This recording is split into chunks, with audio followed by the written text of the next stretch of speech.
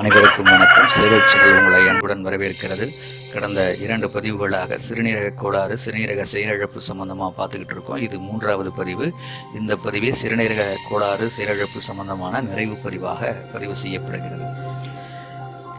சிறுநீரக கோளாறு வராமல் இருக்கிறதுக்கு, சிறுநீரக செயலிழப்பு நடக்காமல் இருக்கிறதுக்கு என்ன பண்ணணும் அப்படின்னு பார்த்தீங்கன்னா, ரொம்ப சாதாரணமாக சொல்லக்கூடிய, எல்லா மருத்துவர்களும் சொல்லக்கூடிய, எல்லா நோய்களுக்கும் சொல்லக்கூடிய விஷயம்தான். நிறைய தண்ணி குடிங்க, நிறைய சிறுநீர் கழிங்க, சிறுநீரை அடக்காதீங்க, மோஷன் அடக்காதீங்க, உடல் கழிவுகளை முடிஞ்ச அளவுக்கு எவ்வளவு சீக்கிரமாக வெளியேற்ற முடியுமோ சரியான நேரத்துக்கு அதை வெளியேற்றுங்க.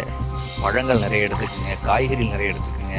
பழம் காய்கறியில் கூட ஹைபிரிட் இல்லாத ஒரு நாட்டு காய்களாக, நாட்டு பழங்களாக தேர்ந்தெடுத்து விலைகளை பொறுத்தெல்லாம் இல்லை அது விற்கக்கூடிய இடங்களை பொறுத்தெல்லாம் அதனுடைய தரத்தை முடிவு பண்ணாமல் தரமான சத்தான ஆரோக்கியமான உணவுகளை தேடி கண்டுபிடிச்சி கொஞ்சம் கஷ்டப்பட்டு இந்த உடம்பை ஆரோக்கியமாக வச்சுக்கிறதுக்காக சிரமப்பட்டாவது நல்ல பொருட்களை தேடி கண்டுபிடிச்சி சாப்பிடுங்க. உடம்பு ஆரோக்கியமாக பார்த்துக்கிறது எவ்வளோ முக்கியங்கிறத நோய்வாய்ப்பட்டவங்களுக்கும் நோய் ஏற்பட்டு கஷ்டப்படுறவங்களுக்கு தான் தெரியும். அதனால் எல்லாரும் தயவு செய்து காய்கறிகள், பழங்கள், தண்ணி நிறைய குடித்து உடல் கழிவை சரியான நேரத்தில் வெளியேற்றிட்டாலே உடம்புல நோய் வர்றதை மிக குறைக்க முடியும் அப்படிங்கிறதான் மருத்துவர்கள் சொல்லக்கூடிய விஷயம். நாமளும் அதை தான் சொல்கிறோம்.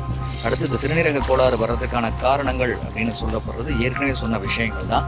அது வந்ததுக்கப்புறம் இல்லை வர்றதுக்கான அறிகுறிகள் என்ன சொல்கிறாங்கன்னா, நான் ஏற்கனவே சொன்ன மாதிரி யூரின் நிறைய வராமல் இருக்கிறது, வர்ற இடத்துல எரிச்சல் இருக்கிறது, வலி இருக்கிறது, இப்படி பல காரணங்கள் இருக்குது. நான் ஏற்கனவே சொன்னபடி நீங்கள் இது இன்னும் கொஞ்சம் ஆழமாக தீர்க்கமாக தேடி கண்டுபிடிச்சி தெரிஞ்சுக்கிறது நல்லது. இல்லை மருத்துவர்களை அணுகி இந்த பிரச்சனைகள் வராமல் இருக்கிறதுக்கு என்ன பண்ணணும், ஆரோக்கியமாக உடம்பு பார்த்துக்கிறதுக்கு என்ன பண்ணணும்னு ஒரு கன்சிடர் பண்ணுறது ரொம்ப நல்லது.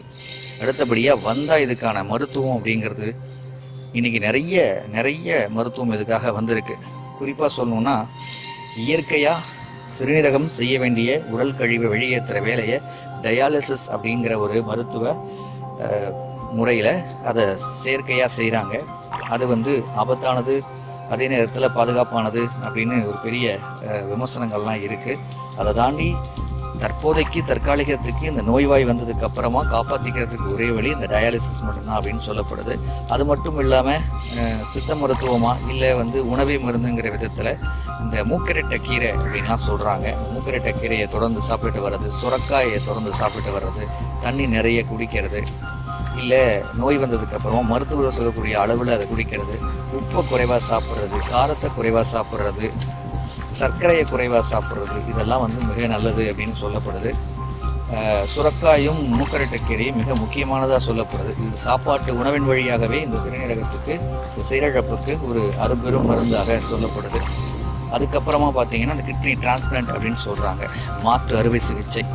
ஒரு கிட்னியை எடுத்து, அதாவது ஆரோக்கியமாக இருக்கக்கூடிய ஒருத்தவங்களுடைய உடம்புல இருந்து ஒரு கிட்னியை எடுத்து செயற்கையாக மருத்துவ அறுவை சிகிச்சையின் மூலமாக இன்னொருத்தருக்கு அதை பொருத்தி அவங்களுடைய ஆயுட்காலத்தை நீடிக்கிறதுக்கும் உயிர்ப்போடு இருக்கிறதுக்கும் அந்த மருத்துவம் உதவி செய்யுது. சொல்லப்போனால் இத்தனை மருத்துவ வசதிகள் இருக்குது.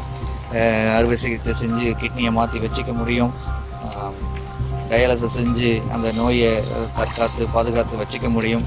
இப்படியெல்லாம் இருந்தால் கூட எல்லாத்தை விட ரொம்ப நல்லது, ரொம்ப முக்கியமானது அப்படின்னா சொல்லாமலே நம்ம தெரிஞ்சுக்க வேண்டிய விஷயம், இந்த நோய் வராமல் நம்மளை தற்காத்து வச்சுக்கிறதுக்கான வழியை தான் நம்ம தேடணும் அப்படிங்கிறது தான் ரொம்ப முக்கியமான விஷயம்.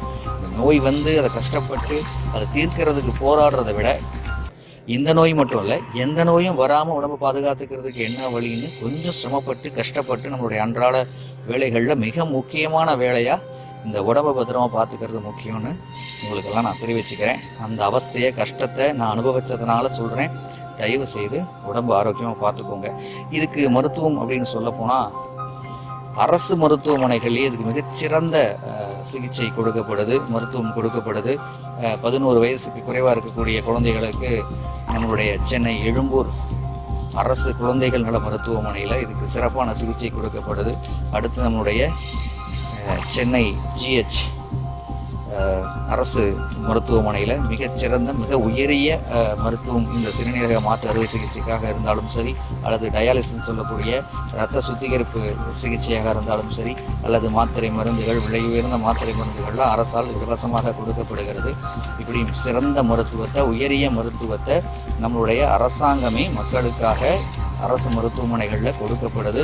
அதனால் அதை பயன்படுத்தி பலனடையலாம். பாதிக்கப்பட்டவங்க, பாதிப்பு இல்லாதவங்க பாதிப்பு வராமல் இருக்கிறதுக்கு வழி என்னவோ அதை கண்டுபிடிச்சிருக்கிறது நல்லதுன்னு நினைக்கிறேன். நோயற்ற வாழ்வே குறைவற்ற செல்வம். அந்த செல்வத்தை அனைவரும் பெற்று நலமுடன் வாழ வாழ்த்துக்கள். நன்றி, வணக்கம்.